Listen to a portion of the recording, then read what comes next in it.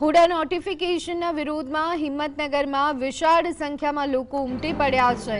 છેલ્લા 3 મહિનાથી હિંમતનગરમાં આ બાબતને લઈ અને વિરોધ જોવા મળી રહ્યો છે। હુડા નોટિફિકેશનને લઈ અને વિરોધ હિંમતનગરમાં યથાવત। રાજ્ય સરકાર તેમજ સ્થાનિક તંત્ર સામે ખેડૂતો સતત વિરોધ નોંધાવી રહ્યા છે। હુડા હટાવો સંકલન સમિતિ સહિત ખેડૂતો હવે આક્રમક મૂડમાં જોવા મળી રહ્યા છે। તો 11 ગામના મોટા ભાગના ખેડૂતો જમીન વિહોણા થઈ રહ્યા છે। ત્યારે 25 તારીખે શરૂ થયેલી પદયાત્રા આજે પૂર્ણ થવાની છે। હજારોની સંખ્યામાં મહિલાઓ સહિત પુરુષો પદયાત્રામાં જોડાયા। હુડા સહિત સરકાર સામે ભારે સૂત્રોચ્ચાર કરાયા છે।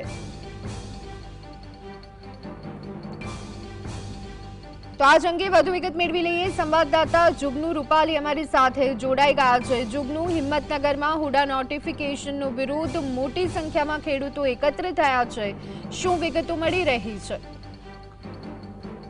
જિલ્લાના મુખ્ય મથક હિંમતનગરની આજુબાજુના 11 ગામોનો હુડામાં સમાવેશ કરાયા બાદ તેનો વિરોધનો વંટો ફાટી નીકળ્યો હતો।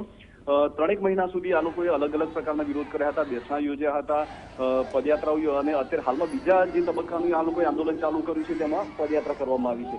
હુડા હિંમતનગરના ઇતિહાસની વાત કરીએ તો સૌથી મોટી પદયાત્રા 11 ગામોની નીકળી છે અને તે અલગ અલગ ગામોમાં જઈ રહી છે।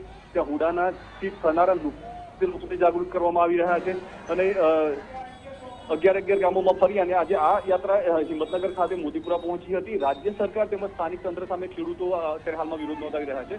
થોડા સમય પહેલા મુખ્યમંત્રી સાથે બેઠક થઈ હતી। મુખ્યમંત્રી દ્વારા આશ્વાસન પણ આપવામાં આવ્યું હતું કે હુડા બાબતે તેઓ પુનઃ વિચાર કરશે, પરંતુ તેનું કોઈ નિરાકરણ ન લાવતા અંતે ખેડૂતોએ એકતા પદયાત્રા શરૂ કરી છે અને આ 11 ગામોમાં ફરી રહી છે।